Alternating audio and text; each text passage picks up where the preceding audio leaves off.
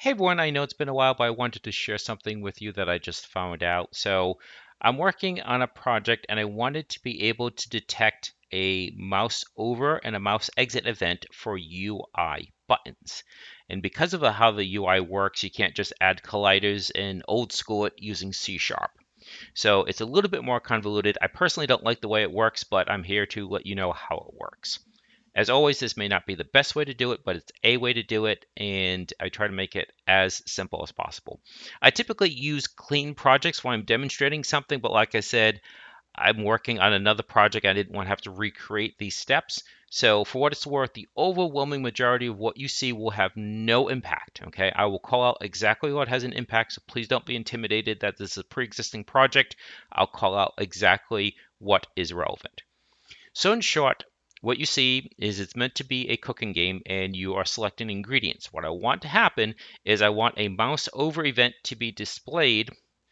So when I mouse over an ingredient, I want the effect to come down here because it's an RPG game and each ingredient has some kind of benefit such as plus HP, minus aggro, that kind of thing. Don't worry about that. That just is what I'm trying to accomplish. So it's the mouse over and the mouse exit that I care about. Okay. So these are buttons. So if you click on one of these, it doesn't look like a button. That's because of the target graphic. Within the button component, you can see that it doesn't have the generic button image. I replaced it with this image down here. And just like a lot of things, it's just a drag and drop. I got a PNG, I dragged it onto the target graphic, and now your button no longer looks like a button. It looks like lettuce.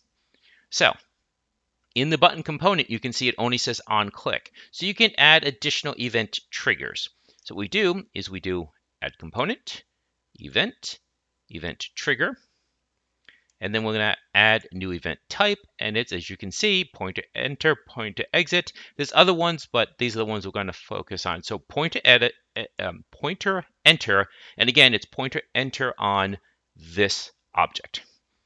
List is empty, so we're going to hit the plus sign to add one. Now, this is kind of convoluted. I don't know why Unity did this, but what you have to do is you have to associate an object. So you're going to drop an object here. If there's a script on that object that has a public function, you can then select it here. So what we're going to do is we're going to take our GM object, we're going to drop it there. And again, this object has a script attached, and that script is called purchase vendor and all the functions associated with that. As you can see, these tooltip ones, these are ones that I manually created. Let's just jump to the script again. Don't get intimidated by the code you're about to see. This is simply letting you know that this is how you add it. So as you can see, this is the syntax, the verbiage, public void, and then the name of what you want it to be, and then what you want to occur within those brackets. Again, don't worry about this. This is just the function that I want to occur. I'm just trying to demonstrate how you make this happen. So what's actually happening doesn't matter. For the purposes of this demonstration, it's just calling this. Okay, so we go back to our button. We added the event trigger component. We associated the game object that has a script attached to it. That script's functions are now available. And here's the one that says tooltip lettuce. And then what we'll do is we'll add a new event type. And now you'll see pointer exit. It already defaults to this, which is a nice little convenience. And then purchase vendor. And you can see I have tooltip none. We'll just run back to the script just so I can show you that. You'll see that the formatting is the same. Sorry for the delay. So tooltip none. Again, public void, the name that you come up with, brackets, and then whatever you want it to occur in there. We'll save that. It will compile. And then what we're going to do is I'm going to pause the video. I'm going to jump to the gameplay so you can now see that working. I usually don't like to do that. I like to just play it exactly, but I'd have to change a bunch of variables to actually get to that point in the game because these ingredients are not available at first. So hang on just a second. I'll be right back. Okay, and we are back. So Many of these objects I've already added that to, but we wanted to point out the lettuce. So if you point out lettuce, as you can see at the bottom there, it does say effect plus MP, and that's what we said that it should. And if you move the mouse away, you can see that it goes blank. So again, two functions, one to change what that value says to text, and then, or a specific text, and then to then change it to blank text. And some of these other ones already work as well. So like the onions, as you can see, they reduce aggro and earth damage and fire damage, and a few of the other ones like plus accuracy. So as you can see, that's how you do it. So it's pretty simple.